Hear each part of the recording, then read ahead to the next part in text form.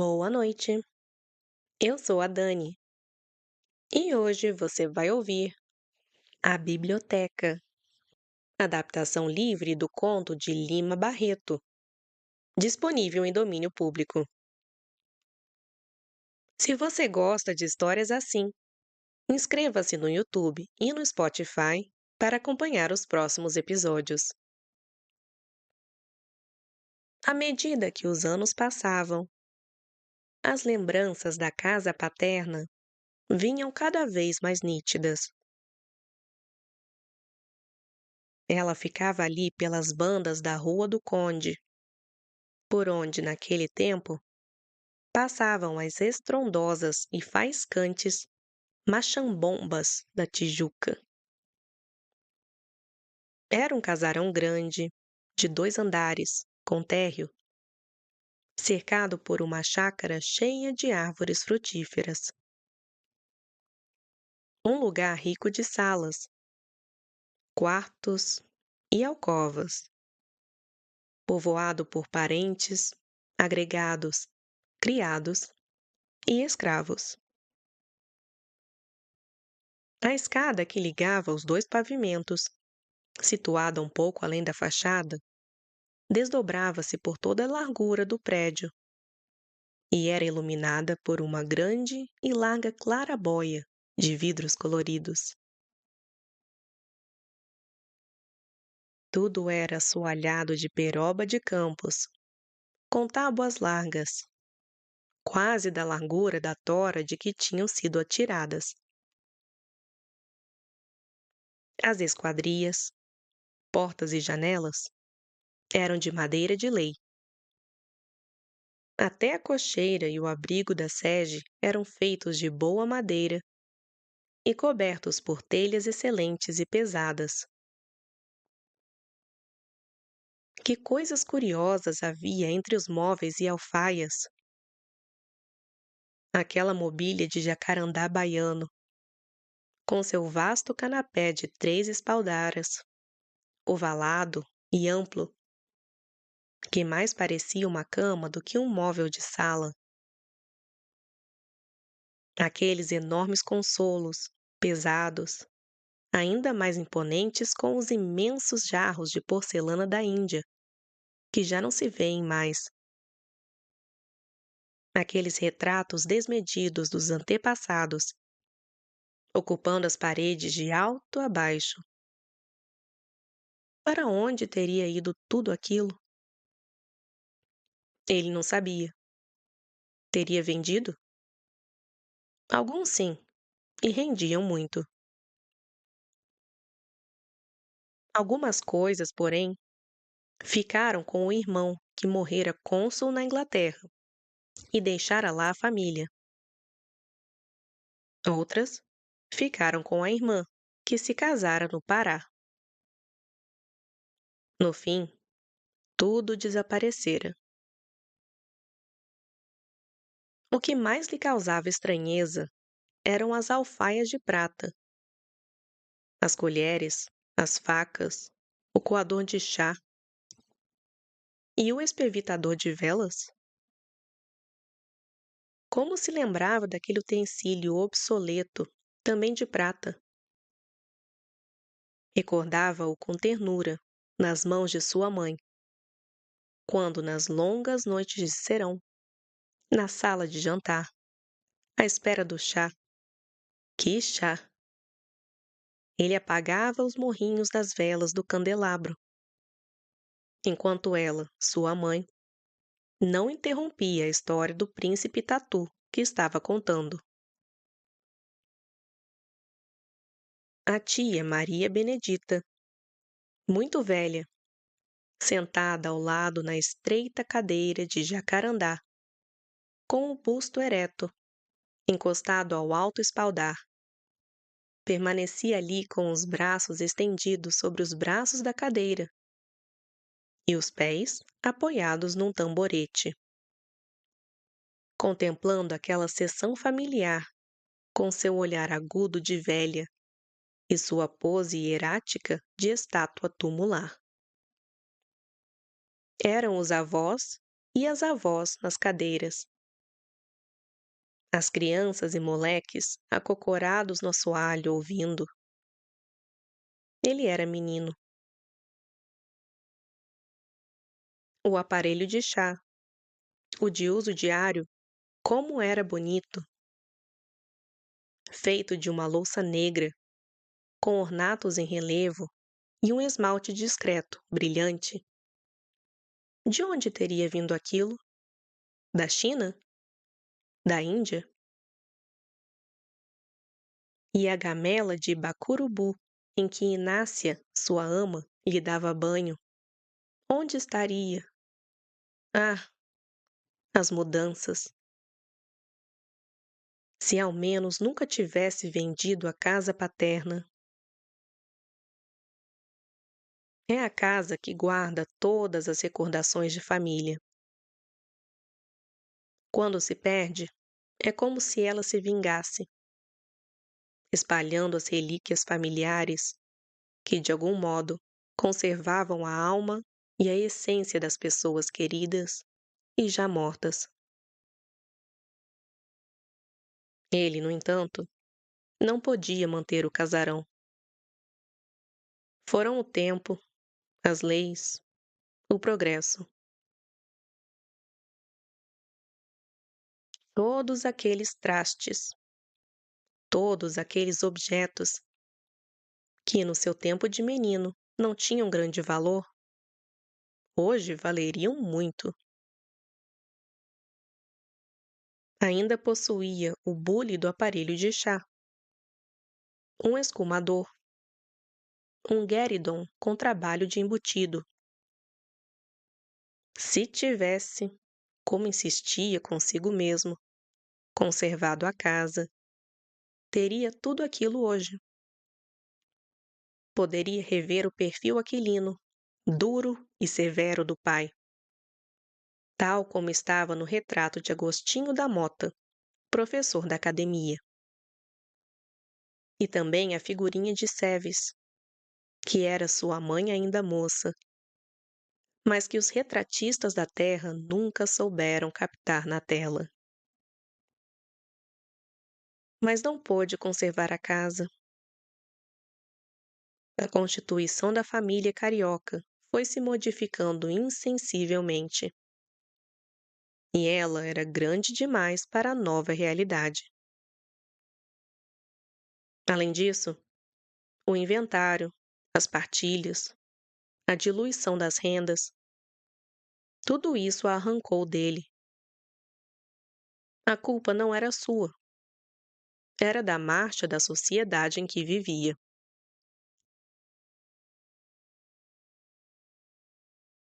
Essas recordações vinham-lhe sempre, cada vez mais fortes, desde os 45 anos.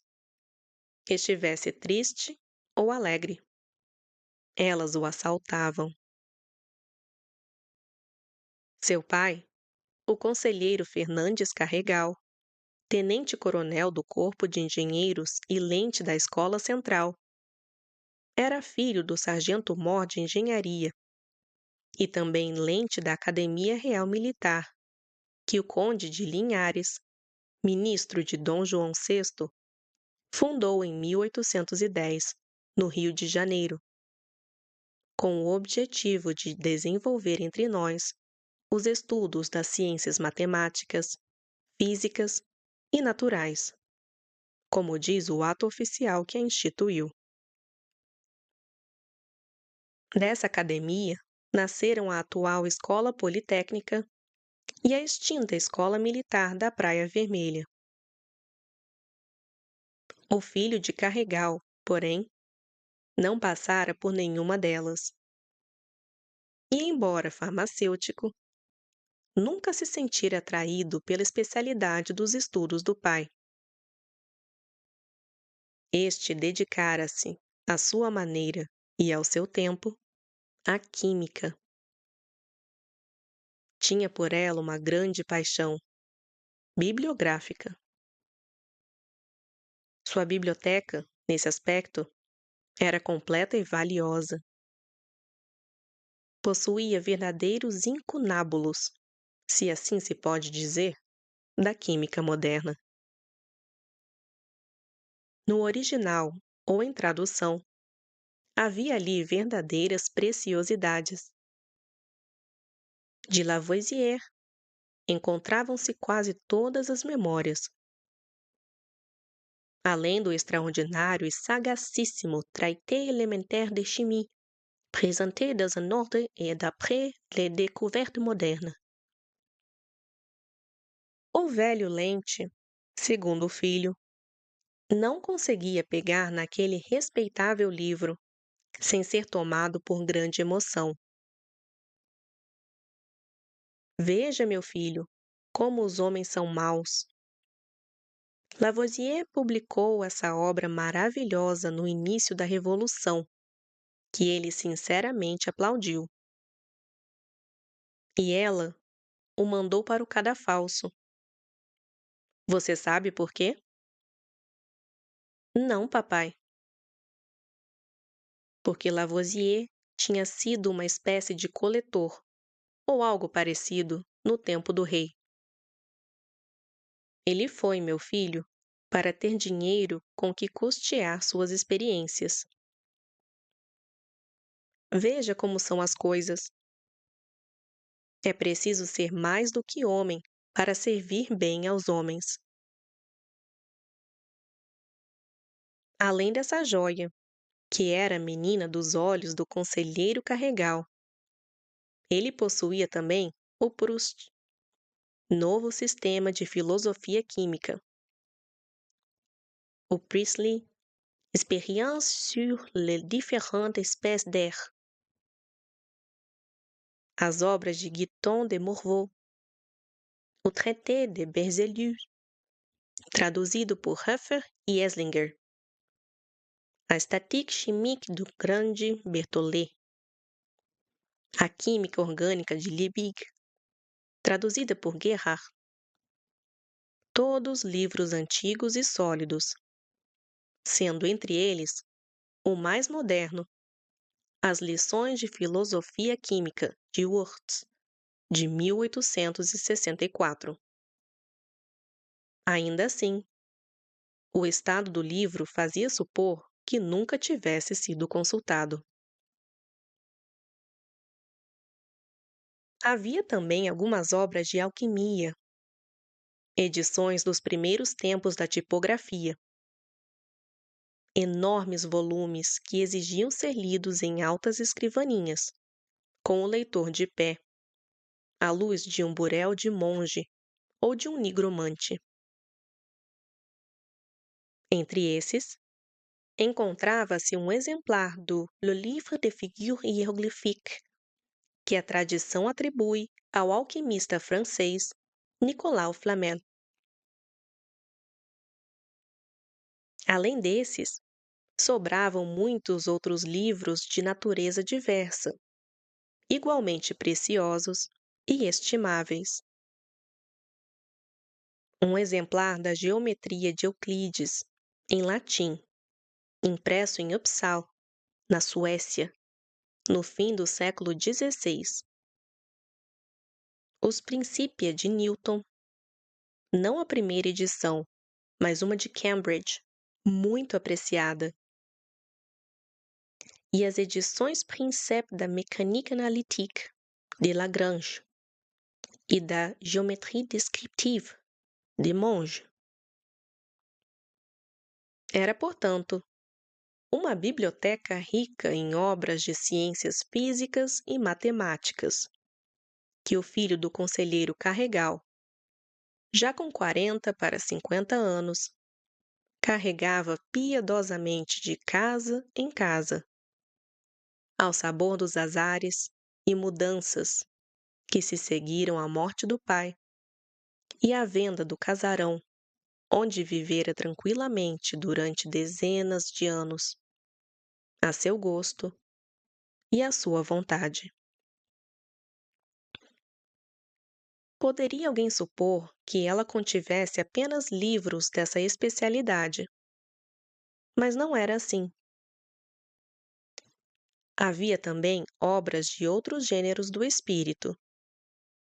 Encontravam-se ali os clássicos latinos, A Voyage autour du monde, de Bougainville, uma Nouvelle Héloïse, de Rousseau, com gravuras abertas em aço, uma bela edição dos Lusíadas, em caracteres eusebirianos, e um exemplar do Brasil e a Oceania, de Gonçalves Dias, com dedicatória do próprio punho do autor ao conselheiro Carregal.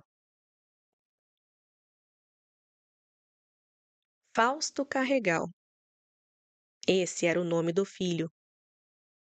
Nunca se separara da biblioteca que lhe coubera por herança. De tudo o que mais herdara, bem ou mal, acabara se desfazendo. Mas os livros do conselheiro ele os guardava intactos, religiosamente conservados, embora não os entendesse plenamente. Estudar alguma coisa, fora até farmacêutico, mas sempre viver afastado do que é verdadeiramente a substância dos livros, o pensamento e a absorção da pessoa humana neles. Assim que pôde, arranjou um emprego público que nada tinha a ver com seu diploma. Afogou-se no ofício burocrático. Esqueceu quase tudo o que estudara. Chegou a chefe de seção. Mas nunca, nunca abandonou os livros do pai, que sempre o acompanharam. Nem as velhas estantes de vinhático com incrustações de madrepérola. Sua esperança era que um dos filhos viesse a entendê-los um dia. E todo o seu esforço de pai sempre se orientou para isso. O mais velho, Álvaro, conseguiu matriculá-lo no Pedro II. Mas logo no segundo ano, o rapaz meteu-se em namoros, deu em noivo e, mal completara 18 anos, empregou-se nos Correios, praticamente por salário mínimo, casando-se em seguida. Arrastava agora uma vida triste de casal pobre, ainda moço, cheio de filhos. Mais triste era ele, pois, embora não houvesse alegria naquele lar, também não havia desarmonia. Marido e mulher puxavam o carro igualmente. O segundo filho não quis ir além do curso primário. Empregou-se logo num escritório comercial. Tornou-se remador de um clube de regatas. Ganhava bem e desfilava pelas festas dominicais de esporte, com calças ajustadas às canelas e um canotier muito limpo, ostentando na fita uma bandeirinha tola. Já a filha casou-se com um empregado da Câmara Municipal de Niterói e ali vivia. Restava-lhe o filho mais moço, Jaime, tão bom, tão meigo e tão seu amigo, que lhe parecera, ao nascer, ser o destinado a tornar-se o inteligente da família, o intelectual, o digno herdeiro do avô e do bisavô. Mas não foi assim. E ele se lembrava agora de como recomendava sempre a mulher, nos primeiros anos de vida do caçula, ao sair para a repartição. Irene, cuide bem do Jaime. É ele quem vai ler os papéis do meu pai. Porque o menino, quando criança, era tão doentinho, tão frágil, apesar dos olhos muito claros e vivos, que o pai temia que com ele se extinguisse sua última esperança de um herdeiro capaz para a biblioteca do conselheiro. Jaime nascera quando o mais velho já entrava nos 12 anos, e o inesperado daquela concepção alegrara-o muito, mas inquietara a mãe.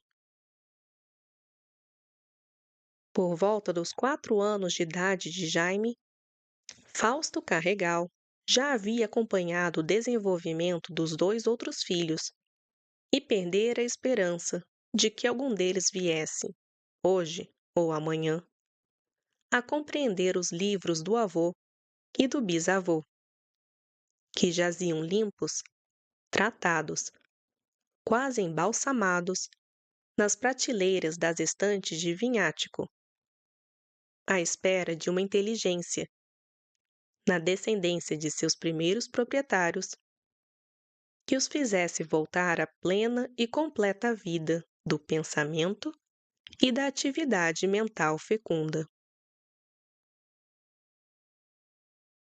Certo dia, lembrando-se do próprio pai e das esperanças que ele depositara no filho temporão, Fausto Carregal refletiu que, apesar do amor do conselheiro pela química, jamais o vira entre éprouvettes, copos graduados ou retortas.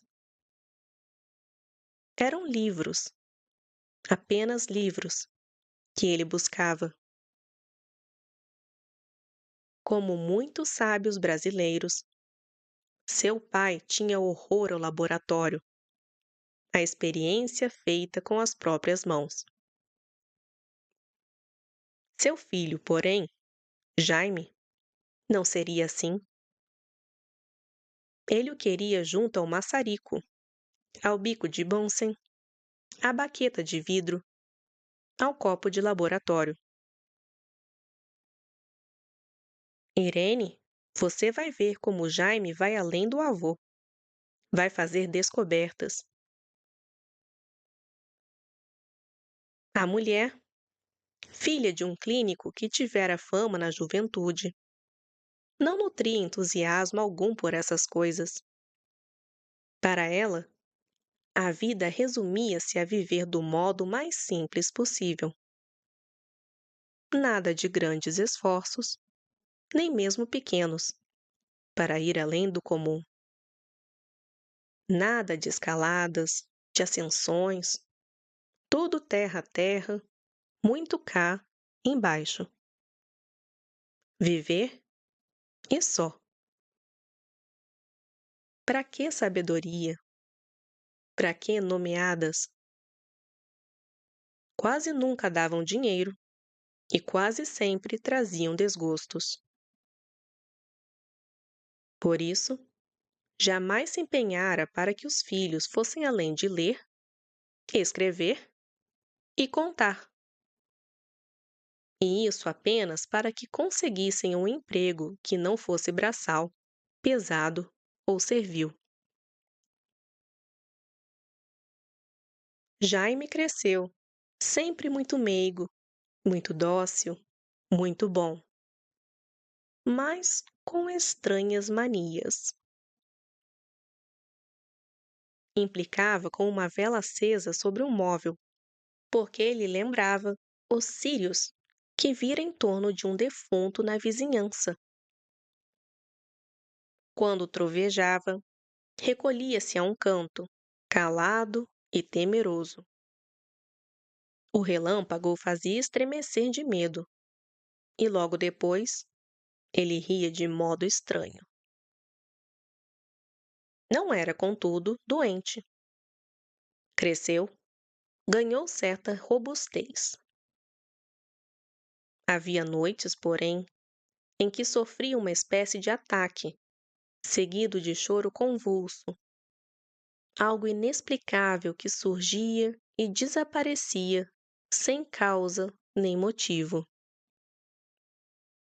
Quando completou 7 anos, o pai decidiu pôr-lhe a cartilha nas mãos, pois vinha observando com singular satisfação a curiosidade do filho pelos livros, pelos desenhos e figuras que os jornais e revistas traziam. Jaime os contemplava por horas e horas, absorto, fixando nas gravuras seus olhos castanhos, bons e leais. Pôs-lhe a cartilha na mão. A, E, I, O, U. Diga, A. O pequeno dizia A. O pai seguia. É. Jaime repetia. É. Mas quando chegava ao O, parecia que um cansaço mental dominava. Irritava-se de repente. Não queria mais prestar atenção. Deixava de obedecer ao pai. E se este insistia ou ralhava, o menino desatava a chorar. Não quero mais, papaizinho, não quero mais. Consultou médicos amigos. Aconselharam-no a esperar que a criança tivesse mais idade. Aguardou ainda um ano, durante o qual, para estimular o filho, não cessava de repetir: Jaime, você precisa aprender a ler. Quem não sabe ler não consegue nada na vida. Foi inútil. As coisas passaram a ocorrer como da primeira vez. Aos 12 anos, contratou um professor paciente, um velho empregado público aposentado, com a intenção de ver se instalava na inteligência do filho ao menos o mínimo saber, ler e escrever. O professor começou com toda a paciência e tenacidade. Mas a criança, que até então não fora capaz de odiar ninguém, perdeu a doçura e a meiguice com o mestre. Bastava que ele o chamasse pelo nome, quando o pai não estava presente, para que Jaime explodisse em descomposturas, insultos e sarcasmos dirigidos ao físico e às maneiras do bom velho.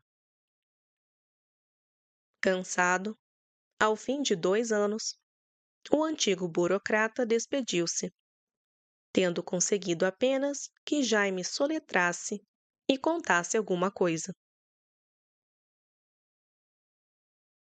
Carregal ainda cogitou outro remédio, mas não encontrou.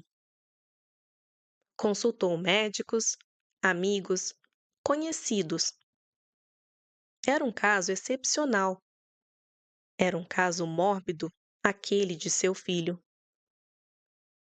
Remédio, se existisse, não havia aqui, só na Europa. Não podia, o pequeno, aprender bem, nem mesmo ler, escrever, contar. Oh, meu Deus! A conclusão lhe chegou sem choque, sem brusca violência.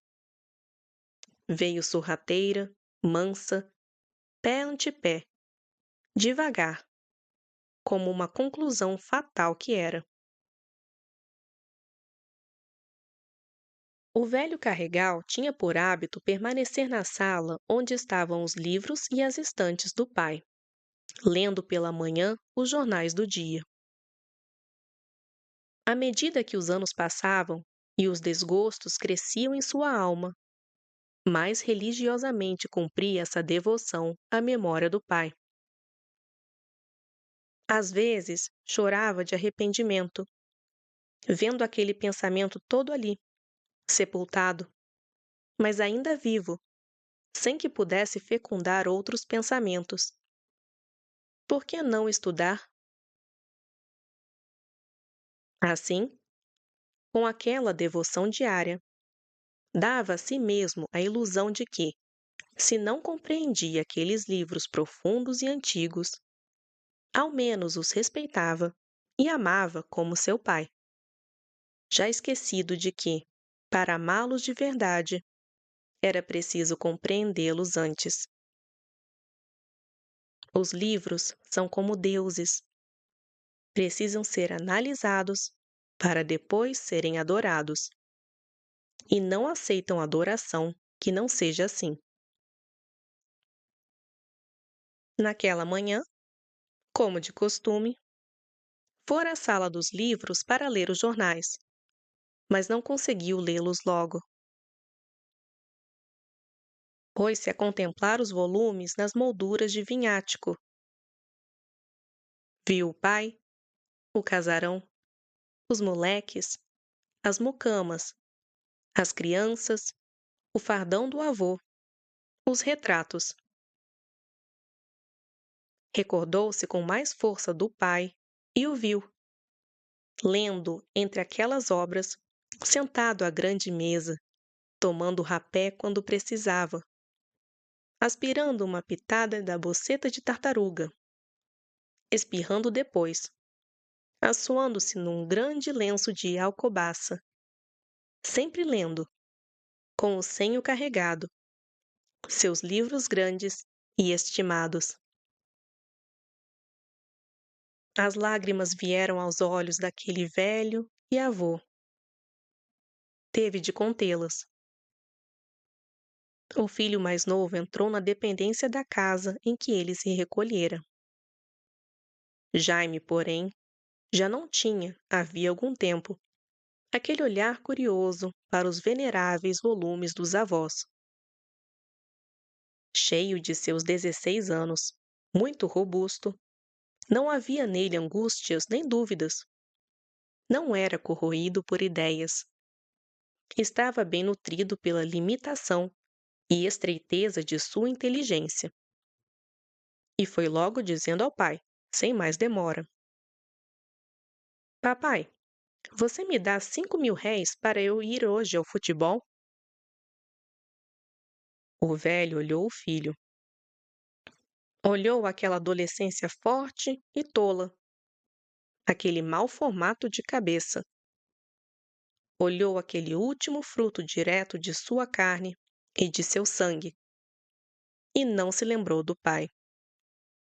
Respondeu: Dou, meu filho. Daqui a pouco você terá. E em seguida, como se algo esquecido lhe acudisse à memória, algo que aquelas palavras lhe trouxessem de volta ao pensamento, acrescentou, pausadamente: Diga à sua mãe que me mande buscar na venda uma lata de querosene antes que feche. Não se esqueça, está ouvindo? Era domingo. Almoçaram. O filho foi para o futebol. A mulher foi visitar a filha e os netos, em Niterói. E o velho Fausto Carregal ficou sozinho em casa, pois a cozinheira também estava de folga.